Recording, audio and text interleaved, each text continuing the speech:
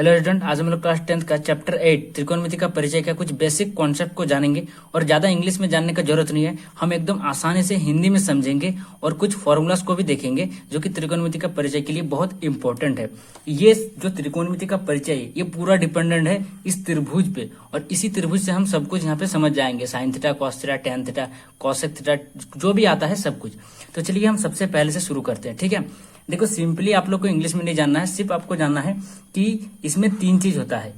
एक होता है कर्ण, एक होता है लंब और एक होता है आधार। ये तीन चीज अभी आप लोग माइंड में लेके चलो, ठीक है। अब हम लोग फॉर्मूलाज के आधार पर देखेंगे। देखिए, त्रिकोणमिति का जितना फॉर्मूला होता है वो हमेशा समकोण त्रिभुज पे ही लागू होता है, ये बात हमेशा ख्याल रखना। अब हम लोग सबसे पहले एक एक करके मान को देखेंगे और फिर इनका इंट्रोडक्शन लेंगे। और हाँ, कभी कभी ट्विस्ट भी आता है कि यहाँ पे कर्ण और लंब जो है वो चेंज होता है। जैसे हम लोग क्या मानते हैं, इसको हमेशा कर्ण मानते हैं, इसको लंब मानते हैं और इसको आधार मानते हैं, ठीक है। लेकिन कुछ कुछ जगह पे इसे आएगा चैप्टर 8 में कि आप लोग को लंब और आधार बदलते हुए दिखेगा। तो वो क्यों बदलता है आज की वीडियो में हम लोग जानेंगे। तो सबसे पहले हम लोग फॉर्मूला को लिखते हैं। देखिए, साइन थीटा बराबर फॉर्मूला क्या होता है, P बटा H। कॉस थीटा बराबर क्या होता है, B बटा H। टेन थीटा बराबर क्या होता है, P बटा B। कॉट थीटा बराबर क्या होता है, B बटा P। कॉसेक थीटा बराबर क्या होता है, H बटा P। और सेक थीटा बराबर क्या होता है, H बटा B। देखो, ये तो है नॉर्मल फॉर्मूला जो आप लोग हर चीज में पढ़ते हो, लेकिन ये कब यूज होता है और कब नहीं। देखो, थीटा ये कब साइन थीटा बराबर P बाई H होगा, जब थीटा का वैल्यू कौन सी के जगह में होगा। ये जब थीटा यहां पे रहेगा तो इसके लिए P बन जाएगा ये और B बन जाएगा ये। एक बात हमेशा याद रखना, अगर आप लोग थीटा ये लेके चल रहे हो, ठीक है, तो ये P होगा, ये B होगा।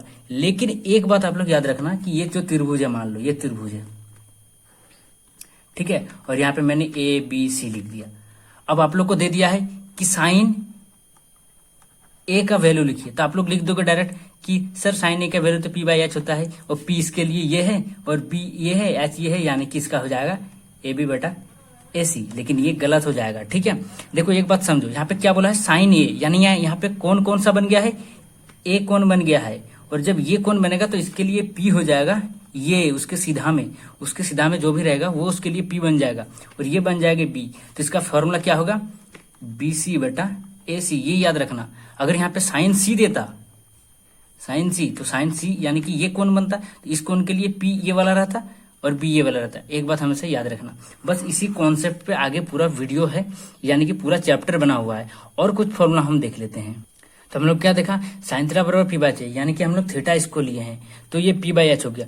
अगर हम लोग थीटा इसको लेते, इसको अगर हम लोग थीटा लेते, ठीक है, तो इसके लिए क्या होता था फॉर्मूला, BC बटा AC।